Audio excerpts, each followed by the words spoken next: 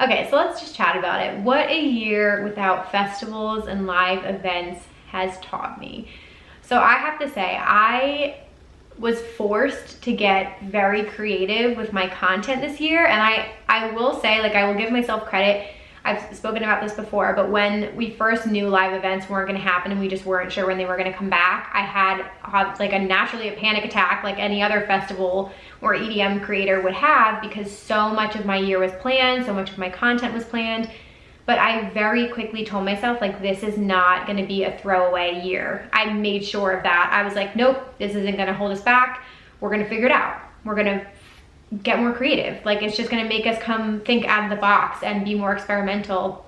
And look at us now, like, it's almost January. So we were able to come up with enough content for the year, and not only come up with enough, but like come up with things that I'm super proud of and was able to fill. And again, it just kind of pushed me more towards doing the interviews, which has been a blessing in disguise and has led me to form the most amazing connections and meet the most amazing people. And I feel like I've met more people online this year in the community than I ever have. And I have like this podcast to thank for that, let alone like meeting you guys through the Facebook group and things like that. So this year just like ingrained in my mind how passionate I am about this community.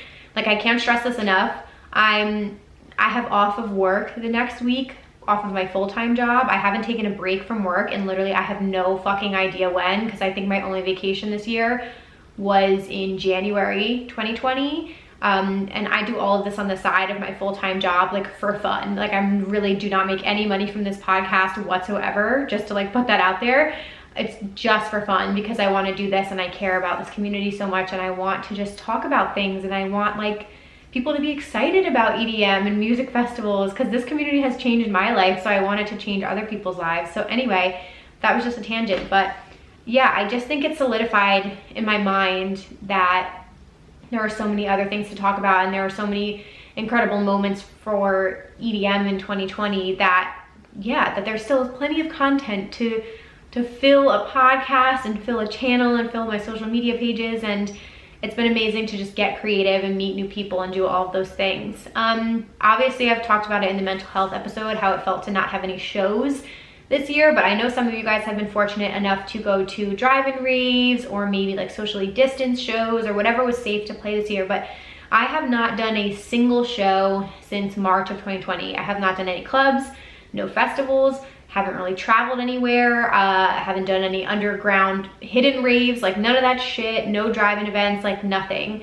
So it's been super weird to see other states like Florida or Texas or like anywhere that have clubs open, or like people have gone to drive-in raves. I'm like, cool, must be nice, because I haven't had that at all.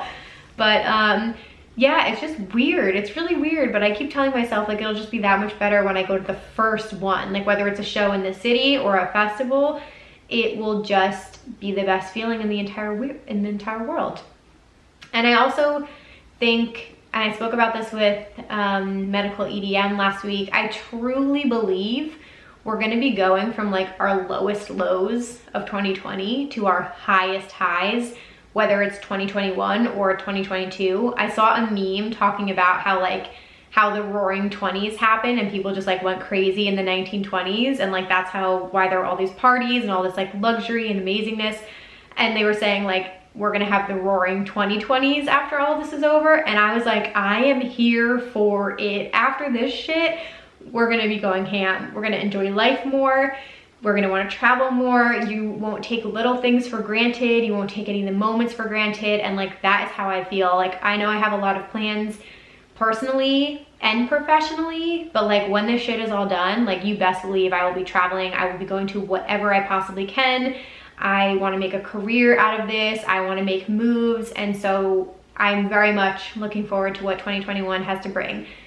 Some silver linings of this year. I think I had spoke about this before, but I said I somehow feel like our community is more connected than ever before.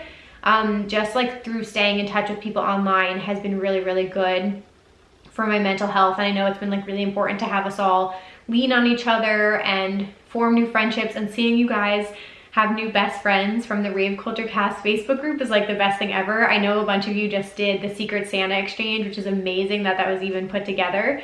So I love that.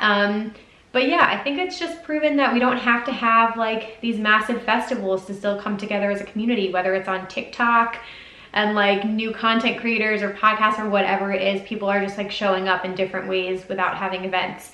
So I think that's awesome. And lastly, like I said, that I've had the opportunity to work with so many other creators and brands that I have admired for so long, and I do not take those opportunities for granted. So that has just been like a blessing for me personally and professionally.